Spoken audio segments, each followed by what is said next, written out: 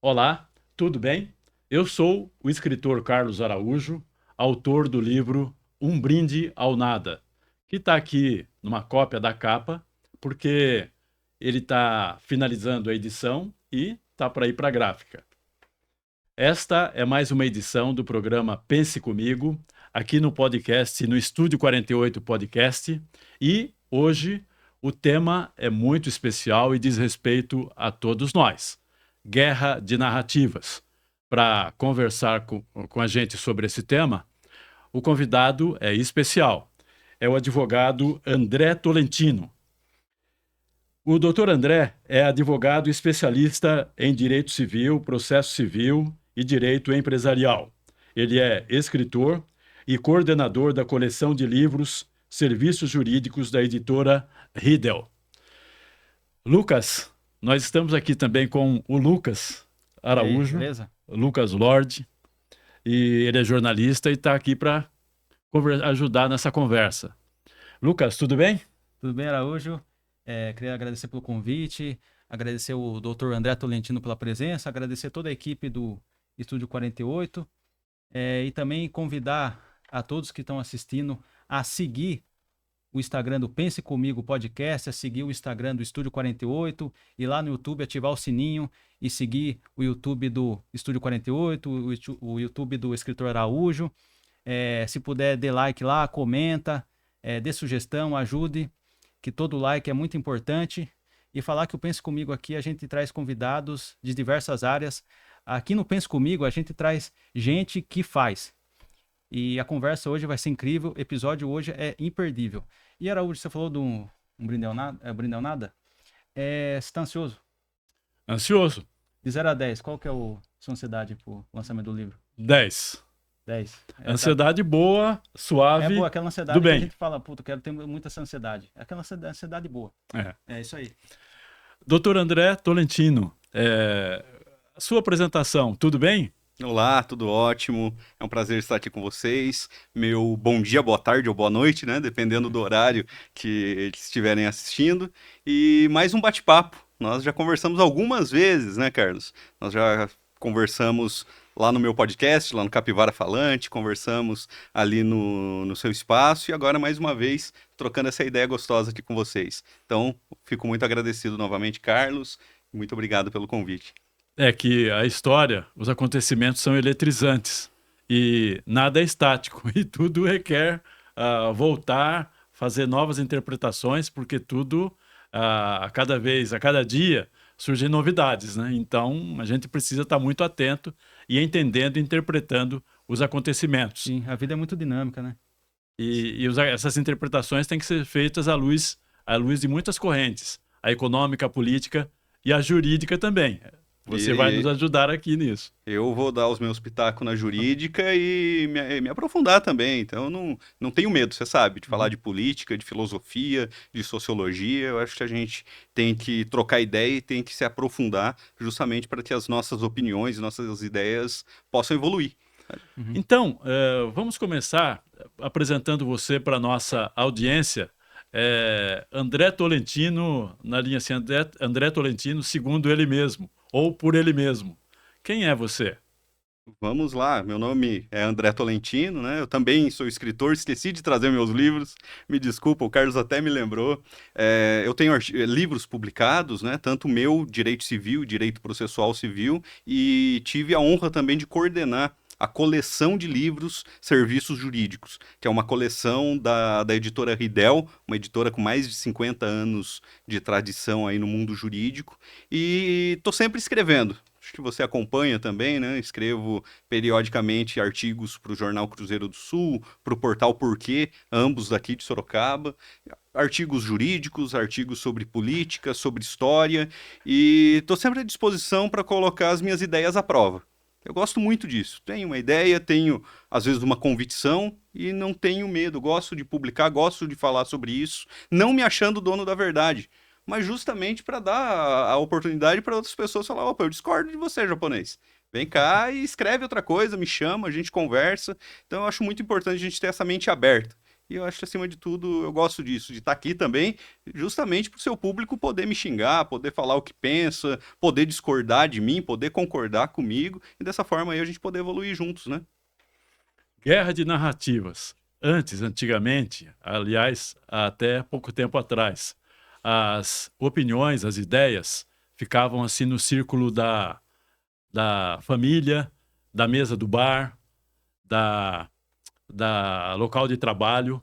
Mas agora, com o fenômeno da internet, das redes sociais e das big techs, favorecendo a ampliação, que é um fenômeno, é uma explosão de possibilidades de todo mundo falar o que era antigamente falado em casa, na mesa, no almoço, agora você pode, numa postagem, falar para o mundo inteiro, dependendo dos seguidores, da quantidade de seguidores que você tem, isso viraliza. Então, e o que era uma discordância na mesa de casa, vira uma discordância universal, uma guerra de narrativas mesmo. Todo mundo diz alguma coisa que se cruza com a outra e que discorda e que é como um trânsito desgovernado e um batendo no outro, do lateral, de frente, e isso dá uma confusão. E acima ou em torno disso, existem as big techs que favorecem tudo isso. E existem nós, os navegantes. Então, disputando todos esses espaços, como é que você vê essa situação? Ao ponto de muita gente estar dizendo que hoje não existe mais verdades. Tantas e diferentes e contraditórias e controvertidas são as opiniões. O que existe hoje é a pós-verdade. Pós-verdade não é verdade. Então, como é que você analisa esse campo que é fértil, mas é perigoso? Viu, Araújo, só dar uma colocação nesse sentido, tem aquela frase também, com grandes poderes vem grandes responsabilidades. Porque o que você coloca na internet, o que você fala, como vai para o mundo inteiro, você tem que aceitar as consequências do que você fala. Então, você tem que saber muito bem o que você vai dizer, o que você vai falar, a sua opinião, pensar muito bem, porque aquilo não é mais uma coisa que fica na sua casa ou no seu bairro, agora vai para o mundo inteiro. E aquilo pode ser muito perigoso. Não é verdade, doutor? Exatamente. Eu acho que vocês já trouxeram aí todo o cerne da nossa conversa. E só dessa pequena introdução a gente tem papo aqui para alguns anos. Não sei como vocês estão de tempo, de horário, mas dá para a gente falar muito a respeito disso. Mas vamos lá, puxando isso que você trouxe, né? Hoje o nosso tema, a guerra de narrativas, né? Em primeiro lugar, a palavra narrativa, olha como isso é antigo. Ela tem a origem no proto-indo-europeu, que é uma língua que existia ali antes do latim, antes do grego. Então nós temos poucas palavras que têm uma origem anterior, que deu origem às línguas da Europa e até mesmo ao sânscrito, as línguas faladas ali no Oriente, as línguas faladas na Índia. Então nós temos algumas palavras, como papai, mamãe, que a gente vê pelo mundo inteiro, que são palavras parecidas. Tanto na Índia, como na China, como na Europa. Então nós temos algumas palavras que têm essa origem do proto-indo-europeu, que não foi uma linguagem escrita. Era apenas uma linguagem falada que a gente consegue identificar por conta dessas semelhanças. E a palavra narrativa é uma delas. Então o ser humano é um animal acostumado a contar histórias. Você, como escritor, sabe muito bem disso, né? Então, o ser humano, ele tem essa necessidade. O ser humano ainda nem escrevia quando já se usava a palavra narrativa. A gente já contava histórias. E aí a gente pode trazer as histórias bíblicas, a história da Arca de Noé, por exemplo, que tem em várias culturas histórias semelhantes, porque já é uma história muito mais antiga do que no momento em que ela foi escrita. Então, o ser humano, ele conta histórias. Ele pode ser através da mitologia, através da religião, através dos livros, dos romances, mas o ser humano, isso faz parte. Isso faz parte da humanidade. Quando a gente ainda não tinha escrita, a gente já via nas cavernas, né? Já tem ali os desenhos. Os desenhos lá nas cavernas. Que tem ali algumas narrativas. Sim. Muito provavelmente aquilo ilustrava algo que as pessoas falavam. Então já é algo que vem desde o início da humanidade. E hoje a gente está num momento de transição. A gente não sabe muito bem onde a gente está e a gente não sabe muito bem para onde a gente vai. O escritor italiano Umberto Eco, a respeito disso que você falou, ele tem uma frase que ele fala que a internet deu voz aos idiotas. E isso realmente acontece. De um lado, isso é muito bom. não dá voz aos idiotas, mas a possibilidade da gente estar aqui conversando e essa conversa está registrada. A gente faz isso também ali no nosso podcast, no Capivara Falante, onde nós conversamos com o Panunzio, com o Crespo, com o professor Marins, com Aldo Vanucci, pessoas tão importantes aqui e que nós quisemos ter ali gravado, né? O que eles pensam a respeito dos assuntos, para as próximas gerações assistirem. Então, algo que às vezes estava há pouco tempo nas mãos de poucas famílias, família Marinho ali na Globo, Silvio Santos, o pastor ali da Record, então estava em poucas mãos. E hoje isso foi democratizado. Então, por esse caminho, é muito bom que a internet tenha vindo e dado espaço para que as pessoas possam criar conteúdos. Porém, a gente tem que tomar muito cuidado. Então, a internet como um todo, ela é uma ferramenta. O martelo também é uma ferramenta. Você pode usar para arrebentar a cabeça do seu vizinho e fazer uma coisa ruim, ou você pode usar para colocar um quadro bonito enfeitando a sua sala. Então, é uma ferramenta. E ela está à disposição das pessoas para que as pessoas usem, né? E aí, a respeito do que você trouxe, pessoal, a gente tem que tomar cuidado. Toda notícia, toda forma de você contar uma história tem algo por trás. Não, às vezes não é por mal. Então, às vezes você vai contar uma história, se você não gosta do fulano, você já vai contar com uma entonação um pouco mais maliciosa, né? Contra a pessoa que você não gosta. Então isso é normal, isso é comum. Só que, pessoal, a gente está vendo hoje as pessoas fechadas em bolhas. A gente está vendo pessoas que se informam única e exclusivamente ali pelo grupo do Zap Zap. O vovozinho, a vovozinha, não só o pessoal mais velho, o pessoal da nossa idade, o pessoal mais novo também, se fechando dentro de bolhas. Os partidos políticos têm grande culpa nisso, e aí eu culpo os 2 lados, 3 lados, todos. A gente via até muito pouco tempo, vou dar o exemplo da Globo. A gente via até pouco tempo a esquerda, o PT, segurando ali, Globo lixo, xingando a Globo e tal. E hoje a gente vê a mesma coisa, eu acho que até reciclaram as faixas. Então hoje o pessoal do Bolsonaro, acho que pegou ali as faixas, o pessoal da direita, da extrema-direita, faz a mesma coisa. Por quê? Porque eles preferem atacar o carteiro do que a notícia. Então a notícia que está sendo dada, por mais que tenha ali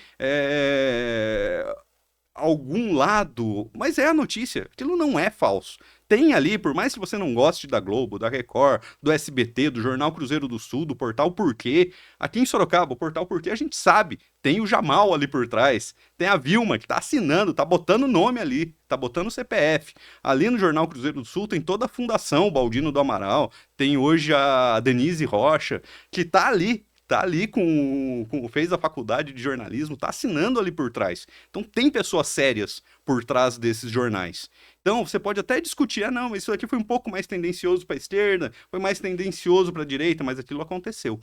Diferente do que a gente vê nos grupos do WhatsApp, soltando notícia à torta e à direito. Diferente do deputado X ou deputado Y, que faz lá o seu videozinho e bomba na internet. E tem milhões de visualizações com compromisso nenhum com a verdade. Então a gente tem que tomar cuidado. Isso tudo, a internet deu voz às pessoas, isso é muito bom, mas a gente tem que tomar muito cuidado com as fontes. Onde a gente está se informando? Pessoal, se possível, olha a fonte primária. Olha, teve lá uma decisão agora que aceitou a denúncia contra o Bolsonaro. Antes de xingar todo mundo, xingar o STF, de falar mal de todo mundo, dá uma lida. É um pouco difícil o juridiquês? É pouco difícil. Já te digo que é pouco difícil. Mas vai na fonte primária, leia aquilo, pensa com não terceiriza. Pensa com a sua própria cabeça a respeito daquilo que está ali e tece a sua opinião. Não precisa copiar e colar a opinião de um deputado, a opinião desses influencers que tem hoje em dia. E por que será que, na sua opinião, muita gente pensa e expressa o que pensa sem ter lido e sem saber exatamente o que aconteceu? Preguiça. O ser humano é preguiçoso. Primeiro, é gostoso conversar sobre o que a gente não conhece muito bem. É gostoso. A gente, final de semana, eu converso sobre futebol. Sou São Paulino, então dá pra saber que eu não entendo muito de futebol mesmo. Mas a gente tem nosso time de futebol, a gente discute futebol, a gente discute Elon Musk, viagem pra Lua, a gente gosta de conversar, de bater papo. Pra mim, o grande problema é que a gente transformou assunto sério em entretenimento. A gente vê hoje político TikToker, a gente vê que a política deixou de ser... Eu converso isso muito com secretários daqui de Sorocaba, da prefeitura, secretários de outras cidades, que não aguenta mais vereador se acotovelando para tirar foto em evento. É isso que virou a política hoje. A política se tornou entretenimento. Então, as pessoas têm orgulho de saber a escalação do STF. Mas para que se a pessoa não entende o que é um STF, não entende o que é um julgamento, não leu a Constituição? Não tem porquê, porque é entretenimento puro. Ou circo. É circo, sim. é o circo. Então a gente vê político que o importante é ele chamar a atenção. Ele tá rolando no chão, ele tá pulando na água, ele tá fazendo de tudo, colocando, né, a melancia no pescoço para chamar a sua atenção. Mas o que os vereadores estão fazendo a respeito do futuro, a respeito do que precisa ser feito mesmo? A maioria não tá fazendo nada. Só tá chamando sua atenção, só tá gravando vídeo, só tá postando no Instagram, porque foi isso que nós elegemos. E Tipo, nesse eles não querem- contexto é construída a narrativa em detrimento do fato. A narrativa pode não corresponder ao fato que aconteceu. porque eles não querem nem saber se é verdade ou é mentira. Que nem o Wagner Moura uma vez falou que a verdade acabou, né, Uhum. nesse sentido. Sim. E aí entra muito a questão do que você falou das Big Techs. Então, as Big Techs, essas grandes empresas, né, de tecnologia, né, essas grandes empresas que hoje a gente fala de comunicação, estão dando nome aos bois, o Google, o Instagram, Facebook, o WhatsApp, então todas essas da Meta, né, o Uhum. Twitter, né, A o Meta, X ela comanda o Instagram e o Facebook é a Meta, né? Daí tem e o TikTok, WhatsApp. o WhatsApp também, daí tem o TikTok também, Sim, que eu não lembro a empresa que comanda, a empresa chinesa, mas a por principal enquanto. é a Meta, né? Sim, sim. Então, nós temos aí essa discussão a respeito das Big Techs. E aí eu quero dar um recado para a pessoa que está lá em casa. Nós tivemos agora, pessoal, não sei que dia que você está vendo, mas a gente está aqui em abril de 2025, mas nós tivemos agora mais um caso de uma criança que tirou a sua própria vida naqueles desafios de internet. Pessoal, não adianta a gente falar hoje da NR1, que trata sobre saúde mental no ambiente de trabalho, combate ao assédio moral, ao assédio sexual, saúde emocional, depressão, ansiedade, se a gente não falar de regulamentação das Big Techs. A gente não está falando de censura, obviamente. Não estamos defendendo censura e nunca vamos defender. Mas, pessoal, nós tivemos no ano passado, no ano retrasado, a discussão do projeto de lei das fake news, que deveria se chamar projeto de lei das Big Techs. Algumas pessoas tentaram chamá-las assim. Nós precisamos responsabilizar essas empresas. Não é possível, não é aceitável que nós tenhamos empresas irresponsáveis. A gente precisa saber qual é o critério de moderação que eles usam. Como pode, às vezes, um influenciador, uma pessoa que está postando coisas sérias, ser derrubado sem nenhuma justificativa e nós termos ainda desafios desse tipo, que leva crianças a tirar a própria vida? Qual é o algoritmo que eles usam para isso chegar nas crianças? Pode ter certeza que existe um algoritmo. A minha filha, eu tenho uma menina de 13 anos, já falou a respeito desse tipo de coisa, que corre solta e aparece para as crianças e não aparece para nós adultos. Qual é o algoritmo que existe por trás disso? Eles vão manter em sigilo? Eles vão continuar com essa irresponsabilidade enquanto as pessoas estão morrendo, estão tirando a própria vida, estão sofrendo, estão no fundo do poço por conta dessas situações, e as Big Techs, para economizar, porque é essa questão, se eles têm que fazer alguma moderação, eles têm custos sobre isso, mas mesmo assim a gente precisa enfrentar essa situação, falar com os deputados, tirar esse projeto de lei do arquivo e botar para votação, porque o Brasil precisa. E o mundo inteiro faz. A Alemanha tem lei desse tipo, toda a Europa tem, nos Estados Unidos, alguns estados adotaram leis idênticas a essa no Brasil, e a gente precisa fazer isso aqui. Aí, no caso do Brasil, nesse ponto que você está mencionando, a coisa ganha uma dimensão de guerra realmente, porque as próprias Big Techs fazem oposição às ideias de regulamentação desse sistema todo. Ano passado, a gente lembra, todo mundo lembra que o governo brasileiro, mais especificamente o Judiciário Supremo brasileiro, precisou suspender uma dessas Big Techs que não queria que não aceitou a exigência normal, a exigência da lei O X, de né? representante, exatamente, de Sim. representante aqui no Brasil, e virou uma disputa que acabou sendo resolvida, mas mostra o quanto essa questão assim, no controle, no âmbito do grande, Uhum. é difícil, é complicada e com certeza virá ainda a oposição. O que você acha que tem que fazer? São empresas que tentam tratar o Brasil sem o respeito merecido. E eu fico muito triste quando eu vejo deputados, inclusive muitos aqui da nossa região, abaixando a cabeça e apoiando esse tipo de coisa, sabe? É absurdo isso, né? Eu É fico vendo os absurdo. vídeos deles fazendo lá. Uma coisa muito vira-lata, né? Vira-lata Complexo de mesmo. vira-lata. Isso aí é Ridículo, é crime ridículo. de lesa pátria, cara. Esse tipo de questão. Você vê que eu tomei pistola com esse assunto. Sim. Eu, Não, eu tipo, costumo, eu eu costumo ve... ser mais de boa. Mas essa questão das big techs, e Deixa a agora gente dessa indignado, menina, né? Tipo, dessa eu vejo menina esses que tirou a vídeos assim. própria vida, enquanto essas empresas estão surfando e batendo recordes de lucro, isso é absurdo. E aí, no ano passado, quando isso surgiu, a gente viu que o Google colocou ali a versão dele dos fatos mentirosa. Falando que ali tinha questões de censura envolvidas, mentirosa. Por isso que eu convido as pessoas, não precisa acreditar no André aqui. Leia o projeto de lei, a PL, projeto de lei 2630 de 2020. Que aí apareceram deputados falando, né, eu sou contra a censura, sou contra isso. Não tem nada ali que fala sobre isso. Até digo, no início desse projeto de lei tinha, sim, algumas questões ali que poderiam abrir margem para algum tipo de censura prévia. Mas para isso a gente paga deputado, né? Então eles discutiram, eles debateram, tiraram essas questões que, em teoria, poderia levar a algum tipo de censura e mantiveram ali questões estritamente relacionadas à responsabilidade. E isso só para empresas que tivessem mais de 10 milhões de usuários ativos. Então não era para o jornal aqui, Cruzeiro do Sul, não era para o portal Porquê, não. Era para empresas de tecnologia que tivessem mais de 10 milhões de usuários ativos. Então era só para big techs mesmo, responsabilizando por aquilo que elas tinham de ser responsabilizadas. E na minha opinião, dando até mais liberdade para as pessoas. Porque lá dizia que eles não poderiam derrubar ninguém sem ter uma motivação, sem ter uma notificação prévia. Diferente do que acontece hoje. Hoje a gente vê canais sendo derrubados, pessoas perdendo suas contas, sem nenhum tipo de explicação. Ah, mas essa pessoa apoiou, por exemplo, a Palestina. Isso eu estou dando um exemplo verdadeiro. Tá, mas por quê? Isso pode, isso não pode? Não tem clareza sobre isso. Então a gente precisa de clareza para a gente trabalhar essas questões. Senão, o Brasil vai continuar sendo subalterno. Ou seja, tem Sim. gente que, enquanto está ganhando, muitos outros estão perdendo. Com certeza. A gente tudo está falando de dinheiro.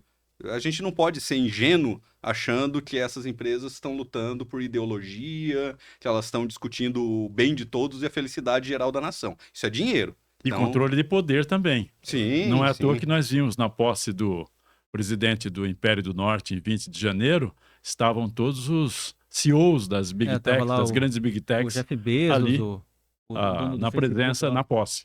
Tava o Jeff Bezos, o Zuckerberg. Estão O- perdendo dinheiro pra que, caramba, nossa, estão né? perdendo demais. Estão perdendo dinheiro a rodo. Essa é uma questão, né? Tudo que a gente está falando aqui, pessoal, acho que é muito relacionado à responsabilidade. Primeiro, uma autorresponsabilidade. Então, se você tem alguma dúvida, se você acha que esse projeto de lei é bom ou é ruim, vai lá e leia, sabe? Esse não é difícil. Você vai lá e leia, converse com algumas pessoas perto de você. Não precisa terceirizar seu cérebro. Deus te deu um cérebro também. Então vai lá e pensa um pouco com a sua cabeça, conversa. Ou se você não tem opinião formada, diga isso. Não deveria ser vergonha para ninguém não ter opinião sobre um assunto. Eu tenho, Carlos, uma especialização pela USP em legislação sobre drogas. Então eu sempre tratei muito desse assunto. E eu vou te dizer que eu não tenho opinião formada sobre descriminalização de drogas. Eu estudei, fiz uma especialização na USP, trabalho com isso faz 15 anos, não tenho uma opinião formada. Por quê? Porque são muitos aspectos. Então ganha aqui, perde ali, tem muita questão envolvida. Então a gente não precisa ter opinião sobre tudo, sabe? Sim. Vai, leia, se aprofunde. Se tem uma opinião bacana, leia, lute por isso, por essa questão. Mas não nade junto com a Sim. corrente, porque isso nunca leva para um lugar bom. Isso que você citou traz à luz um problema, que tem situação que quanto mais a gente busca o conhecimento, em vez de encontrá-lo, mais dúvidas a gente tem. Então, e a coisa se complica. Que nem eu vi um comercial que falou assim, o que move o mundo não são as respostas, são as perguntas. Quanto mais você se aprofunda, mais perguntas você tem. Sim. E a gente hoje vive, parece, numa ditadura da certeza. Percebo isso, é uma ditadura. Você tem que ter certeza e você tem que escolher um dos dois lados e você tem que ir até o inferno com um lado desse. Você não pode Tem que ir dizer até o não fim, pra você não nada. pode contrariar o outro lado. Porque senão você é um comunista, você é um fascista, você é isso, você é aquilo, você é imediatamente execrado pro outro lado. Existe então, existe uma leitura filosófica sobre a certeza, só existem duas certezas: a morte e os impostos. É bem isso. Então as outras certezas ficam todas em dúvida. Sim, é uma delícia a gente poder se dar ao luxo da dúvida. A gente poder aprender. A gente está aberto para aprender, para conhecer novas coisas, escutar novas ideias, se aprofundar em algumas questões, outras não. Mas vamos tratar as questões com seriedade. A política, pessoal, ela vai determinar, às vezes, se seu filho vai viver ou não. A gente está vendo esse caso das Big Techs. Eu tenho certeza absoluta que todos, ou grande parte desses casos, estariam resolvidos se nós tivéssemos aprovado essa lei lá atrás. Sim. Olha a seriedade. Uhum. Ataque às escolas. Organizados, todos pela internet. Sim. Não se fez nada. Ataque às escolas. 8 de janeiro. Tudo também discutido, conversado, exposto nas redes sociais, e nada se é feito. A gente não tem nem ideia de como que isso funciona, como que se atinge o seu público-alvo, seja as crianças, né? Sejam os adultos, sejam as pessoas mais velhas. A gente precisa. Essa é uma questão importante. Então, a política determina, pessoal, como eu estava falando, se seu filho vai sobreviver ou não, se vai ter acesso a um medicamento ou não. Sim. Às vezes, enquanto a gente está batendo palma para um político palhaço na internet, e ele tá lá dançando, fazendo a sua micagem, muita coisa está sendo aprovada na surdina. A gente estava até conversando aqui antes, né, a respeito dos pedágios aqui na região de Sorocaba. Para mim, esse é um baita de um exemplo de como as coisas são aprovadas na surdina e como a gente tem que tomar cuidado. No ano passado, ali por volta de agosto, setembro, o Brasil não se falava de outra coisa que não fosse aquele projeto de lei para criminalizar o aborto de mulheres que teriam sofrido violência, que teriam sido violentadas. Um projeto de lei bobo que o Brasil já discutiu, que o mundo já discutiu, que a gente já havia superado havia décadas. E esse projeto de lei também foi arquivado. Porém, naquele mesmo momento, a boiada estava passando. Uma das questões que foram aprovadas, discutidas naquela época, foi essa questão dos pedágios na região de Sorocaba, que foram aprovados, cerca de 18 pedágios. Só que no nosso entorno foi passado, o Tarcísio bateu o martelo, ali do lado estavam todos os deputados aqui da nossa região, estava o Jefferson, estava Danilo Balas, estava Vitão do Cachorrão, todo mundo em volta. Aí agora que começaram já a se movimentar, vamos construir os pedágios, então agora todo mundo tira o corpo fora. Não, mas que absurdo, o que é isso? Onde já se viu? Pô, eu escrevi artigo, saiu no portal Porquê, foi denunciado e agora o prefeito, os vereadores fingem que não sabia de nada. Pessoal, a gente tem que tomar cuidado. Ou seja, essa guerra de narrativas jogou esconde muita coisa por trás também. E essa questão da política também, como ela é muito importante, tem pessoas assim que falam, eu não gosto de política. Eu acho muito chato esse assunto, assim, conheço muitas pessoas assim que eu vou falar de política com elas não querem falar, elas acham assim muito, muito chato. Só que a política determina os rumos da sua vida. Sim. Tipo, você não gosta de política, mas só que seu inimigo gosta de política e faz política contra você. Então, você não gostar de política, você está acabando com a sua própria vida. Então, é obrigado você gostar de política. Inclusive, na escola, devia ter matérias assim voltado para a política, explicando como a política é importante, como ela determina os rumos da vida, da sua vida, da sociedade. Então, a política é extremamente importante. Você pode não gostar, mas você tem que saber que isso vai fazer parte da sua vida, gostando ou não. Isso é goela abaixo mesmo. Sim, tem. Então, se você não gosta, cola com alguém que seja de verdade da sua confiança, para e pensa um pouco a respeito disso.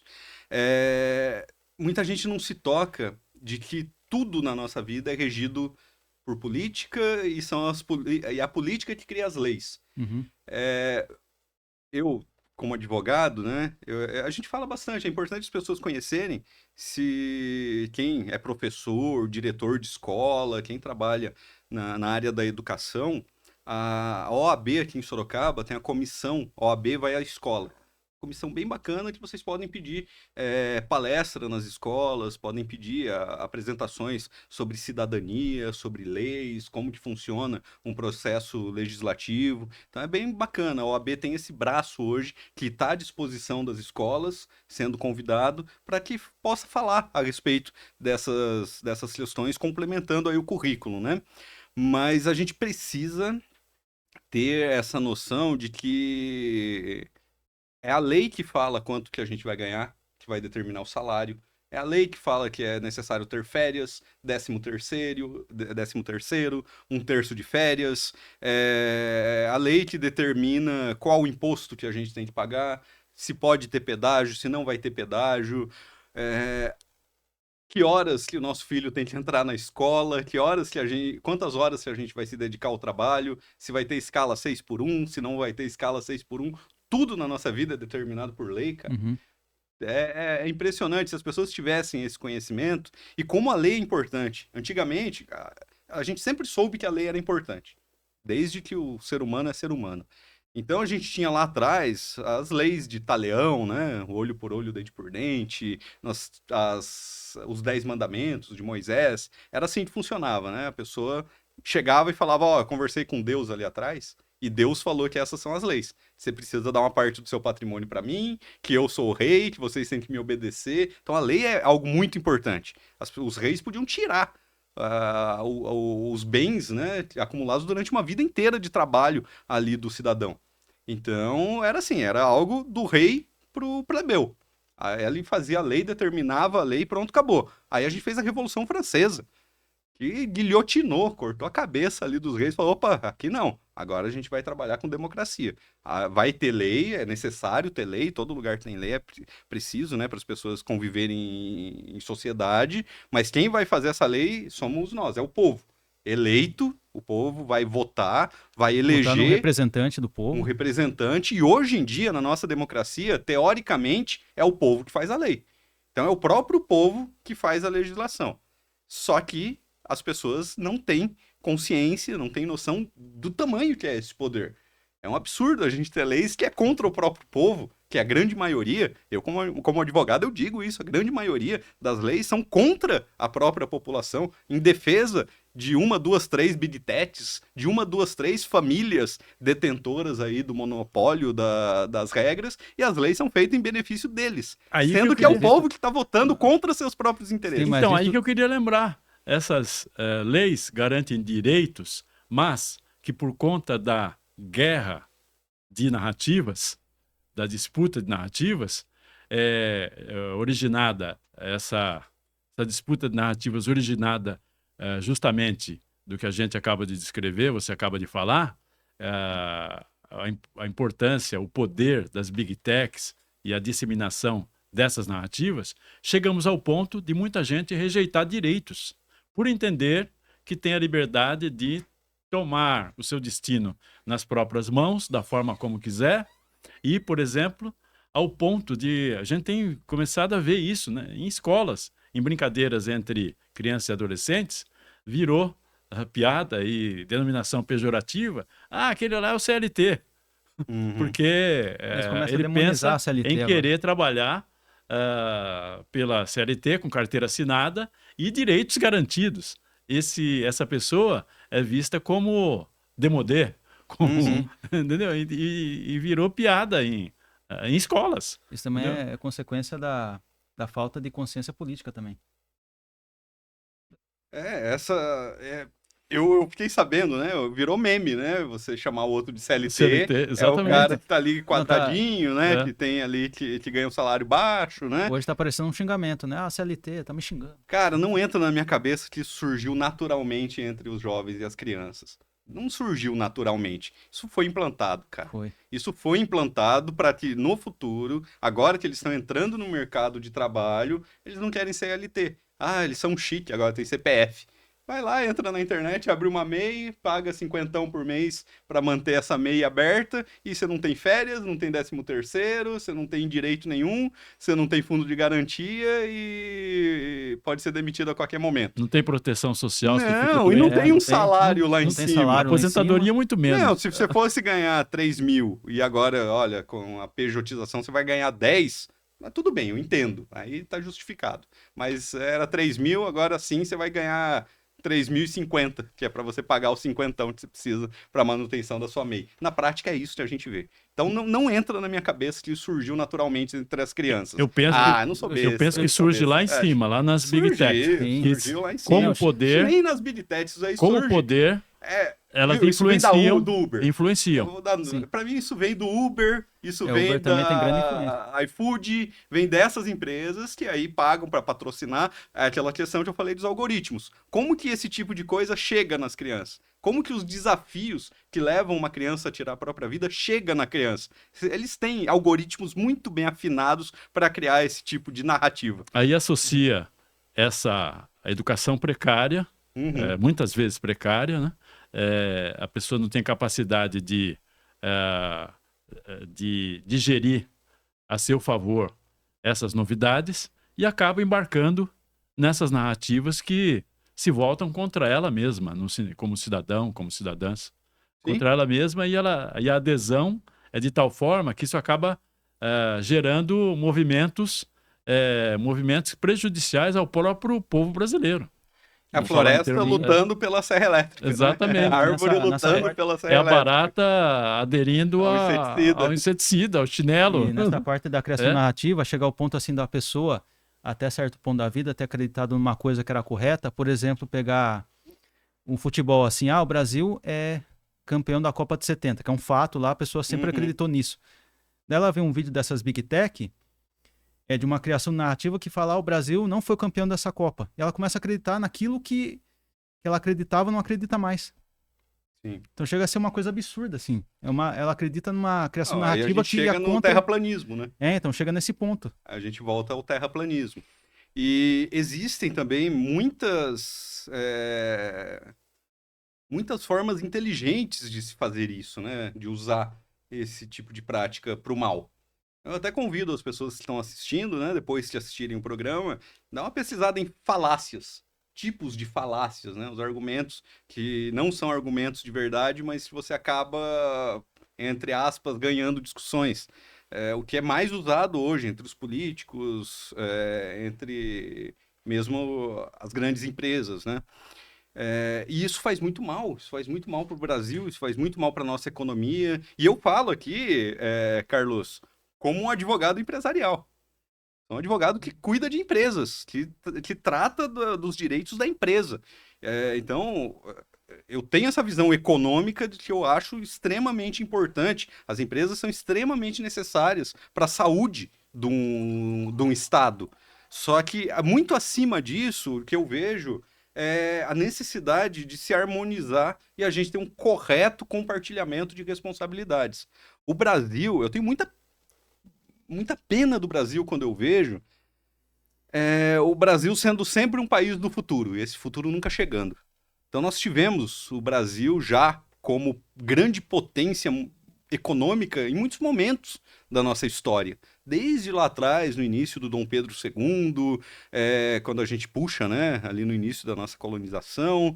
Depois nós tivemos essa questão também com Getúlio Vargas, Juscelino Kubitschek, que a gente teve um crescimento muito grande. Então o Brasil tem esse potencial, sempre teve esse potencial. E eu vejo que essa discussão, essa picuinha política, colocando o Brasil em segundo plano, às vezes em terceiro plano, batendo continência para uma bandeira americana, ao invés de trabalhar os nossos recursos ao nosso favor, eu tenho muita pena disso. E eu tenho muita esperança ainda, muita fé de que seja possível a gente conseguir reverter e a gente ter aí políticos trabalhando em favor do Brasil. Eu acho que se a gente tem 10 anos de políticos trabalhando em favor do Brasil e a população minimamente consciente, eu acho que daí ninguém segura a gente. A gente tem comparação com essa descrição histórica que você acaba de colocar.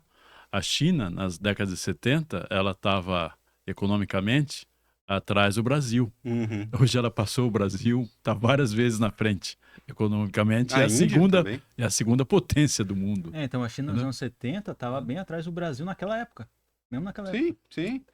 O Brasil, ele já foi, vamos dizer assim, entre muitas aspas, a China do mundo. Ali quando a gente pega os anos 40, os anos 50, o Brasil era grande coqueluche mundial a respeito de desenvolvimento. Todo mundo queria vir para o Brasil. Era a capital nova, né? Brasília, era o cinema novo, era a bossa nova. O Brasil tava despontando. Aí tinha o Zé Carioca, com abacaxi na cabeça tem a ali. Carmen Miranda. Carmen Miranda, Tom Jobim. Então o Brasil era o cenário mundial, não só na questão econômica, mas na questão cultural. E é o mesmo país, com as mesmas pessoas, com o mesmo chão. A música, Garota de Ipanema. Foi pro mundo, a bossa nova. Do mundo, né? Então, é o Brasil ali, e aí ganhando Copa do Mundo, uma atrás da outra, né? Então, ali o Brasil mostrou ser uma potência não só econômica, mas uma potência cultural para o mundo todo. E ali com as mesmas pessoas, mesma diversidade religiosa, diversidade de raça, mesmo solo, mesmo sol. Então plantava e muito menos industrializado, com muito menos produção, e mesmo assim a gente teve naquele patamar. Havia uma pedra no meio do caminho. Havia o golpe de 64. Exato. Que interrompeu esse crescimento. Exato. O João Goulart tinha um plano, inclusive de reforma agrária, que nunca foi feito no Brasil. Uhum. Tinha um plano de desenvolvimento da educação, como até então nunca havia sido feito.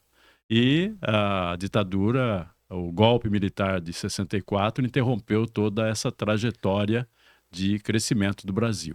Então, no Brasil é um dos poucos países que não foi feita reforma agrária, né? Exatamente. Até, na França foi feito, até nos Estados Unidos foi feito. Sim, nos Estados Unidos foi feito. Eu acho que a última lei forte de reforma agrária nos Estados Unidos foi feito pelo JK deles, né, no JFK, mas já teve ali leis de reforma agrária desde o Velho Oeste. Por isso que teve o Velho Oeste, né? As pessoas saíram do leste e rumaram pro oeste em busca de ouro, em busca também de produzir as suas fazendas, porque quem pegasse a terra ali era deles. Era uma ocupação humana. Era uma ocupação, precisava ocupar aquele espaço, não era permitido você ter grandes glebas de terra improdutivas, porque precisa ganhar dinheiro. A reforma agrária, as pessoas têm que entender que reforma agrária é capitalismo. É fazer a terra produzir, fazer as pessoas ganharem dinheiro, fazer as pessoas lucrarem. E que nos Estados Unidos gerou graves problemas também, como o genocídio dos povos indígenas. Sim. Problemas gravíssimos.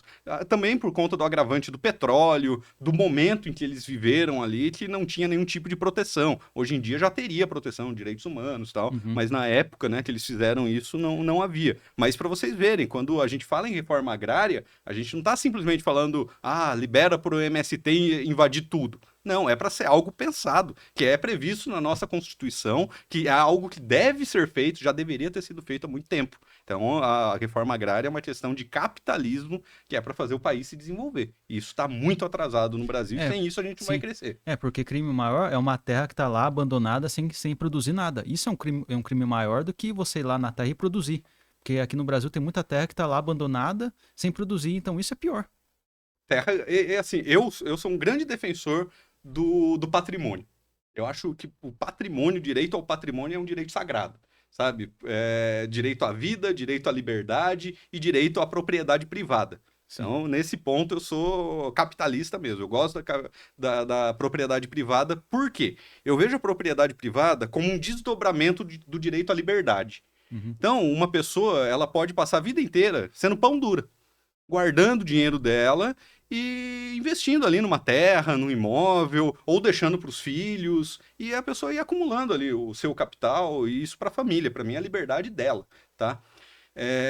Eu acho extremamente injusto você pegar, às vezes, duas pessoas, e isso acho que todo mundo viu durante a vida, né?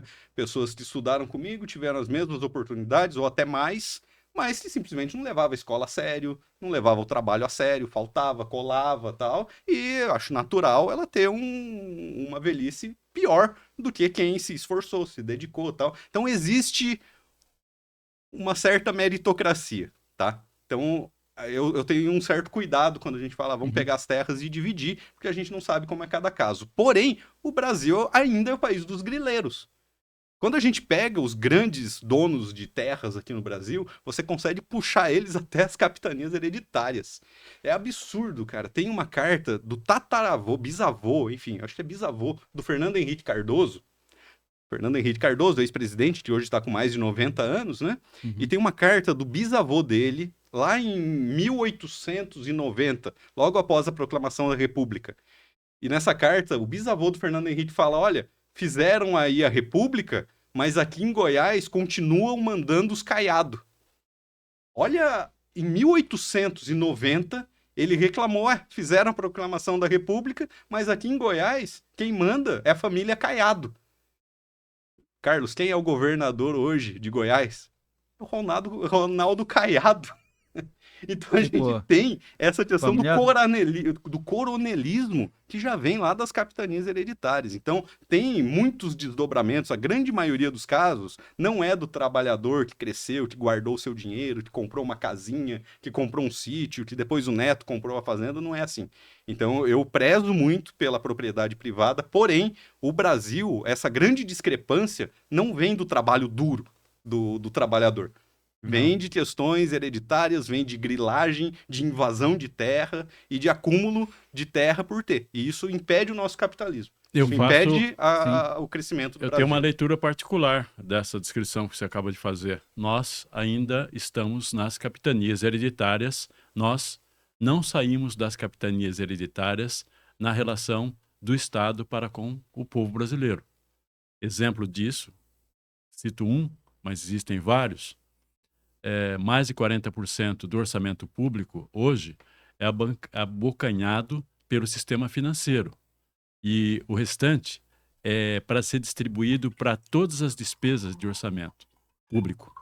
E enquanto existia essa estrutura, ela compromete, inclusive, a ideia que a gente tem, que a gente faz, de democracia. E democracia que permite essa relação injusta, que a leitura acaba sendo, falando que é desigual, mas ela é, acima de tudo, injusta, que eu acho que é uma palavra mais forte. E porque ela favorece um sistema privilegiado e de grande poder, que é quem manda hoje realmente no país, em prejuízo da maioria, que somos nós. É um país ainda que tem muito por fazer, muito por construir, e que também assim, fica encalacrado em questões. Por exemplo, nós temos uma aí, a questão da anistia, que se fala tanto, e o país com tanta coisa para resolver. Como que você está vendo essa questão da anistia, que a oposição tenta a todo custo empurrar para, na verdade, buscar anistia para os comandantes daquele episódio, de todo aquele episódio de 8 de janeiro de 2023.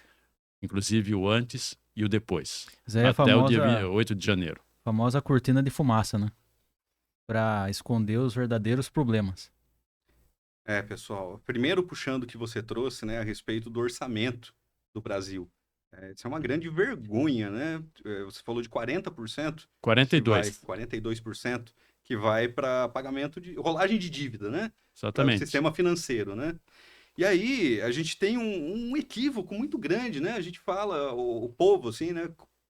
Costuma falar, né? Reclamar que o Brasil tem muito funcionário público, o Brasil tem uma carga muito grande, né? De imposto, uma carga tributária e tal. Isso é verdade. A gente paga imposto pra caramba mesmo. Então, mesmo quem assiste às vezes fala, eu não pago imposto. Eu me declaro isento, eu sonego tudo e não estou pagando imposto. Mentira! Você vai comprar uma caneta que você vai pagar R$3, R$1 de imposto. Então você vai comprar aqui essa caneca, você vai pagar R$30, R$10 é de imposto. Então tudo a gente está pagando imposto. Por isso é muito importante a gente falar também de cidadania e falar sobre os direitos das pessoas. Direito a medicamento, direito a tratamento de saúde. Se a prefeitura não está dando, procura um advogado, procura a OAB e entra e vai atrás dos seus direitos. Porque isso não é uma gentileza que o governo está fazendo. Isso é uma justa contraprestação dos nossos impostos, né? Então, deixando isso bem claro. E aí muita gente fala, né, que o Estado brasileiro é muito pesado nas costas do empresário. Isso não é verdade. Pô, falta professor. A gente vê aí escolas com 50 alunos e um professor na sala de aula que não dá conta. Vai ver como está o sistema de saúde. Vai ver como está o sistema público. O sistema público brasileiro não está bom. Por quê? Por conta de corrupção, por conta... Também. Mas a gente viu que não é isso. Então, hoje, ninguém pode jogar nas costas da corrupção. Tem corrupção? Tem, e a Polícia Federal precisa ser livre para trabalhar, o Ministério Público para julgar e para condenar quem quer que seja. Mas hoje a gente tem um governo de esquerda, Lula, e a gente tinha um governo de direita, Temer e Bolsonaro. Uhum. A gente viu de verdade uma melhoria no Brasil? Assim, olha, disparou aqui, ó, os índices, o IDH foi lá para cima, acabou a corrupção. Não teve. Então, hoje nenhum dos lados pode falar isso. Então, o que a gente tem, na verdade? A gente tem um Estado que não é inchado, que, na verdade, é um Estado que você vai conseguir encontrar um jardineiro lá que ganha 40 mil por mês, um juiz lá que ganhou um salário de 800 mil. Você vai encontrar umas discrepâncias, assim, pegando a lupa e encontrando esses casos. Mas no todo, no geral, a gente não tem um Estado inchado. A gente tem menos saúde do que precisava, a gente tem menos educação do que precisava, a gente tem menos previdência do que a gente precisava ter no básico, no mínimo. Porém, 42% vai para o sistema financeiro, vai para rolagem de dívida, vai para banco. Então a gente nunca vai chegar naquele país que a gente quer enquanto a gente tiver essa pendência tão grande. A gente tem uma âncora segurando o Brasil para ele não subir. É o chamado pagamento do principal e dos serviços da dívida, que são juros. Rolagem. Rola a dívida. Só para se dar um exemplo, o que se paga de serviço da dívida anualmente está em torno de 800 bilhões. E isso é quase 3 vezes mais o orçamento da saúde, que está em torno de 320 a 350 bilhões. Então, pessoal, e a gente não vê político falando disso. A gente não vê político falando disso com seriedade. Então, pessoal, enquanto a gente não discutir seriamente essas questões, nada vai resolver. Pode pôr a direita, pode pôr a esquerda, pode fazer o ping-pong, põe a direita, depois elege a esquerda, depois a direita, depois a esquerda, mas enquanto não resolver isso, a gente vai ficar nessa guerra de narrativas. Xingando o outro, botando a culpa no aborto, botando a culpa na mulher que foi violentada, botando a culpa na religião ou na falta de religião, ou no homossexual, procurando um monte de culpado por aí, porque não tá sentado em cima, não tá pensando de verdade a respeito dessa situação. Sim. E qual foi a outra pergunta? Eu me apeguei só a introdução que você fez e aí você soltou uma pergunta. Qual era? Não lembro. Depois a gente volta aqui. Depois a gente volta. Porque eu estou pensando numa outra questão para colocar. É o seguinte, a turma reclama muito dos impostos, e com razão, mas existe uma outra injustiça também, contradição, na cobrança de impostos. Quem paga impostos realmente e paga mais são os pobres. Por quê? A maior parte do imposto arrecadado para formar o orçamento da União é arrecadado sobre o consumo. No consumo, uma pessoa rica compra 1 quilo de feijão, ele paga a mesma quantidade de impostos no quilo de feijão que uma pessoa pobre. Então, claro que proporcionalmente para a pessoa pobre, ela está pagando muito mais que a pessoa rica. Sem contar que CEOs, rentistas de grandes que ganham muito, os rentistas, os rendimentos, eles não pagam impostos e não há cobrança de impostos. E existe, inclusive, exportação de soja, por exemplo, as tais commodities, não é recolhido imposto de exportação. Lembra de uma citada Lei Candir? Então, existem esses gargalos que comprometem também a arrecadação de impostos e, em contrapartida, quem acaba pagando mais realmente são os pobres. Ninguém explica isso. Ou seja, os ricos vivem na mamata e os pobres se lascam. E quando se fala em taxar as grandes fortunas, gera um problema. Aí não pode. Então, quando As É o grandes único fortunas- imposto as fortunas não previsto pode. na nossa Constituição de 88 e que não foi mexido. Então, é isso que vocês estão falando, é totalmente correto. Quem mais paga imposto mesmo no Brasil ainda é a classe média, que ainda não, que também não tem para onde fugir, que não tem ali as isenções, não tem nenhum tipo de isenção, que muito desconta na fonte mesmo, então desconta ali por qualquer coisa seus 27,5%, então quase 30% já é descontado, então a classe média não tem para onde fugir. E aí quando a gente fala em grandes fortunas, em CEO, pessoal, a gente não está falando do Celta, a gente não está falando do seu carrinho, da sua casa de aluguel, não é essa a questão. Nem A quem gente- tem caminhonete. nem Não quem é tem, aí. nem quem São- tem porque tem 3 uma- caminhonetes, nem porque quem tem tem umas São pessoas super que tem- ricos mesmo. Tem umas pessoas que tem Celta e que tem uma chácara que acha que é rico, né? Não, Que não, é- não, Não pessoal, é a gente essa não pessoa tá que a gente tá falando falando. disso. Não é de vocês que a gente tá falando, não. Não. E deixando bem claro também que. E aí, Carlos, a gente cria uma estrutura que até quando a gente fala sobre impostos sobre grande fortuna, sinceramente, eu não tenho nenhuma fé de que isso vai ser aprovado, e se for aprovado, que isso vai fazer algum tipo de costinha.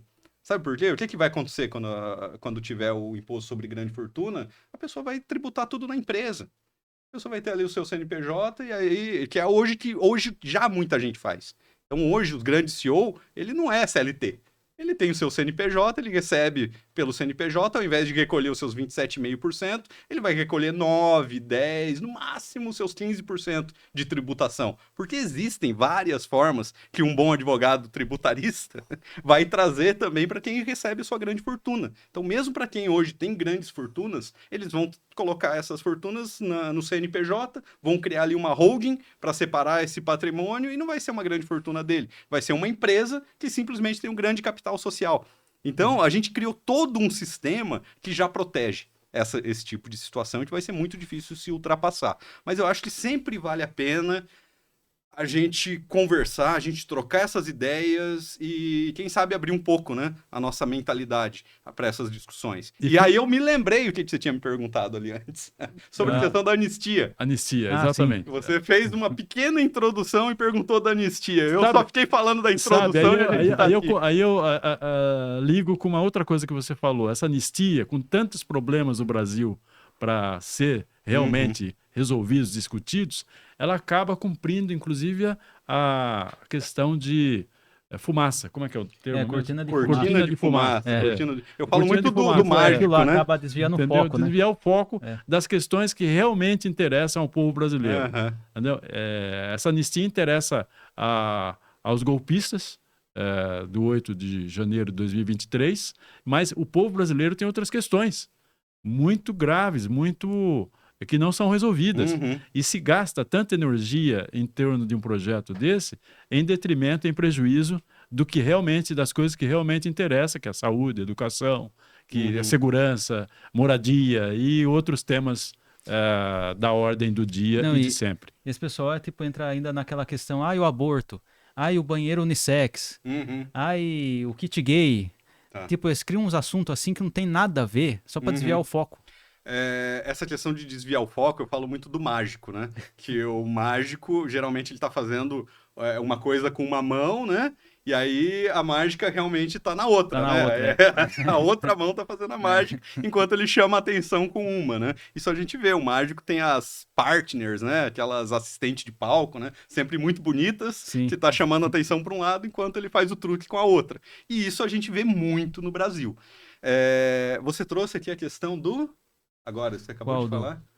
Do banheiro unissex? Do banheiro Só um unissex, parênteses, né? Do aborto. aquela moça bonita que aparece sempre ao lado do mágico faz parte da ilusão, né? Faz. Pensado Ela nisso, faz parte, né? ela tá ali chamando a atenção Você com tá sua de olho na sensualidade moça e o truque tá acontecendo É. ali do lado. Então isso é o que a gente vê na política brasileira hoje. E aí a moça bonita, nesse caso, a questão do banheiro unissex, de liberação do aborto. E Tem eu digo também a ideologia de gênero. Sim, e aí eu digo até um pouco mais. Sabe o que acontece? Tem um livro, eu não lembro o nome do autor, mas pesquisem aí, o livro Rápido e Devagar. Eu tenho até um artigo escrito sobre esse livro que a gente publicou aqui no Cruzeiro do Sul. Fica como dica de leitura. Rápido e Devagar. É um livro de um cientista que ele fala como o ser humano pensa. Qual que é o nome do autor? Eu não lembro o nome do autor, tá, não vou lembro. pesquisar aqui. Mas pesquise. Ele mostra, é muito bom para quem é jornalista, para quem trabalha com publicidade, com marketing, porque ele fala como o ser humano pensa. E aí ele fala, a gente tem duas formas de pensar. A rápida, que é a que a gente mais usa, que a gente toma um monte de escolhas, né? Vê um cachorro correndo atrás da gente, a gente não vai ficar pensando, de que raça é esse cachorro, de que é... Não, a gente vai pegar e socar o pau de fugir, né? Sim. Então a gente tem as questões que a gente faz pelo, vamos dizer assim, pelo emocional, e a gente tem as questões racionais. Então a gente tem a forma rápida de pensar, que ela é emocional, e a gente tem a forma devagar, que é a forma racional, né? De pensamento. E as vendas, a venda de um produto, ela funciona muito na emocional. Você vende uma coisa na emocional e depois você traz justificativas para o racional. Então, um carro, você vai vender o carro com aquela propaganda do carro pulando, voando, né? Aquela mulherada, tal. E, opa, você já se apaixonou pelo carro. Aí depois é que você vai parar para pensar, mas olha, esse carro, ele é muito forte, é bom porque se a família crescer, já tem um carro para isso. Olha o motor dele, se a gente precisar fazer uma ultrapassagem, ele é rápido, né? Tem um torque bom, tal. Então depois é que a gente procura, né, se justificar. Sim, a gente já decidiu. Aí depois a gente procura se justificar. Na política, os marqueteiros usam muito isso. Então, essas questões que você trouxe, identidade de gênero, isso falando para a direita, Sim. Identidade de gênero, questão de aborto, essas questões são muito caras às pessoas. São questões que, para a gente mexer com o emocional, é muito fácil. E a esquerda usa também. A questão da fome, da miséria, estampa ali na propaganda uma pessoa passando fome e tal. E isso mexe com o nosso emocional. E aí, já ganhou. Então, se a pessoa tem uma queda por uma questão de segurança, por exemplo, se ela já foi assaltada, se ela já passou por um estresse traumático desse tipo, é mais fácil de pegá-la no emocional. E aí depois é que ela vem com o racional. Então, a pessoa primeiro ela te vende o político, com a questão emocional.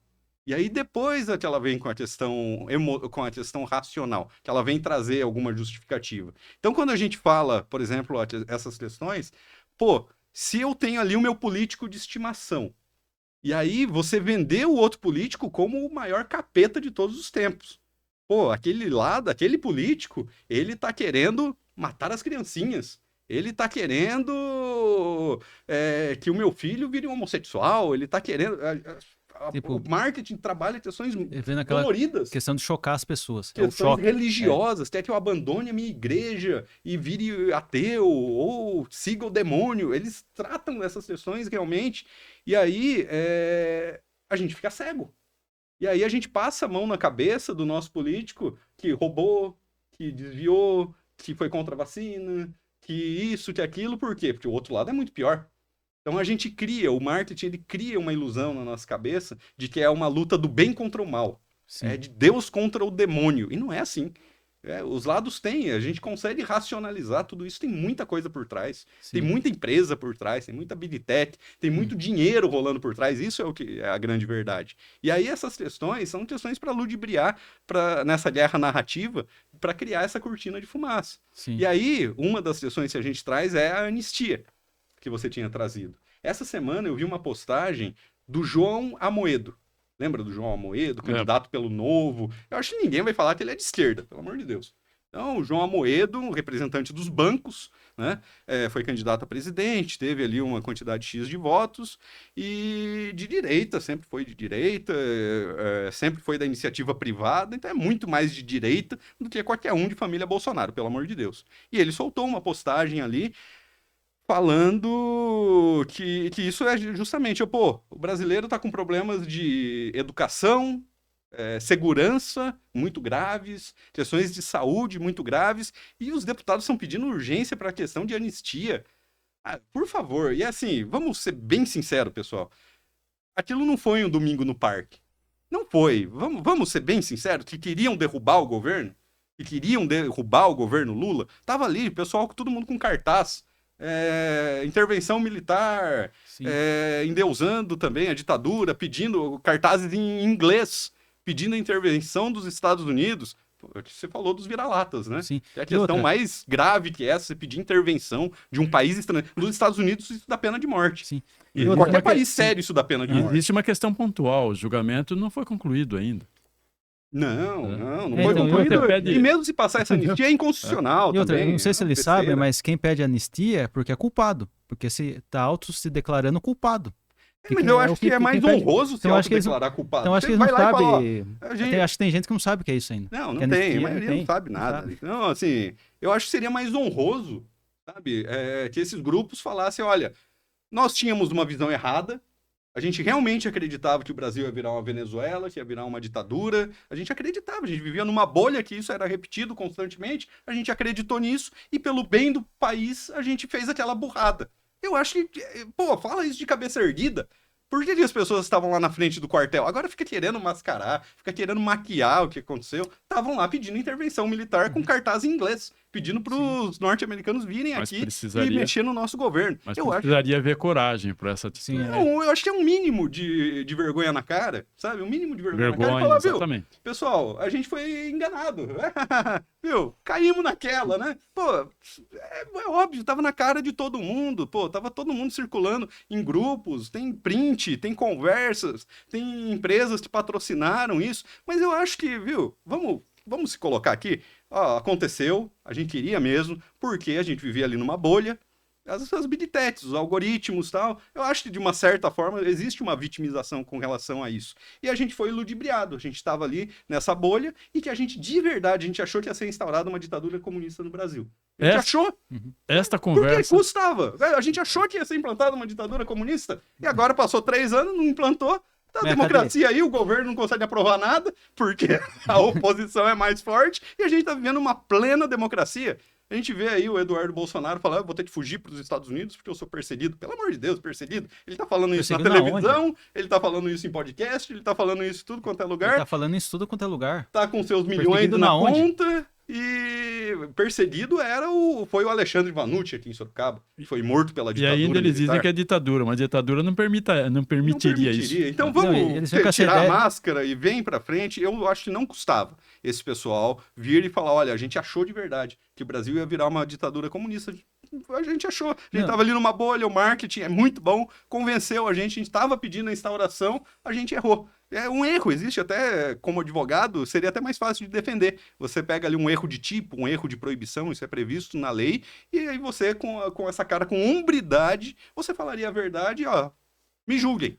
Eu acho que é muito mais Viu, honroso esta- pro neto ver uma coisa dessa, pro filho ver o avô, o pai fazendo, ter uma atitude de hombridade desse tipo, do que ficar com essa Sim. picuinha de que não era nada, não, Sim. aquilo era só um passeio, eram velhinhas, senhorinhas com uma bíblia debaixo do braço, pelo amor de E é Deus. tão louco que eles acham que o Brasil é comunista e eles nem sabem o que é comunismo e não sabem que comunismo é uma utopia. Ai, pelo amor de Deus, o Lula Então, ser esse- comunista, o Lula é o que Não, vai isso dar lucro é- pra banco também. Então, isso ele é falando uma de criação lucro narrativa de assim. banco. Eu chega- até falo, chega a o Lula virar devia o- ser mais de esquerda, devia ser de esquerda, então, pelo menos. Mas pra mim que o Lula e o Bolsonaro são tão de É, o- esquerda é- quanto. é, o Lula é ou tão de progressista, né? direita quanto, sabe? É. Não tem os mesmos preconceitos, criados no mesmo machismo estrutural, carregam aí os mesmos preconceitos com relação a... Se a gente não vê hoje também no Ministério do Lula a representatividade que deveria ter de mulheres, de negros. Então isso tudo é repetido. Então a gente não tem governos tão distantes assim, deveria ter.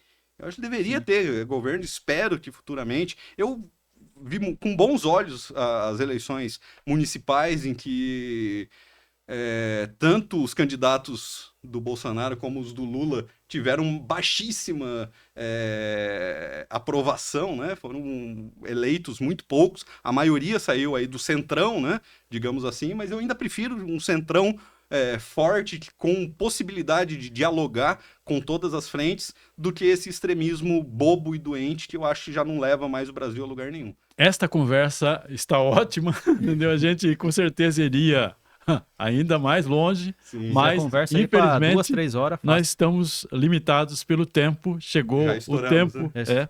e eu digo que o tempo não existe, é mera ilusão humana, mas o tempo existe na rotina, na prática, sim. E eu gostaria de pedir as suas despedidas e com uma dica de livro. Vamos lá. Com uma dica de livro e com Dica de certeza leitura. se dirige à audiência que com certeza gostou muito de você. Obrigado, Carlos, mais uma vez. Lucas, né? Isso. Obrigado, Lucas. Obrigado, Carlos. Obrigado a todo mundo aqui do Estúdio 48. Muito bom o espaço aqui de vocês.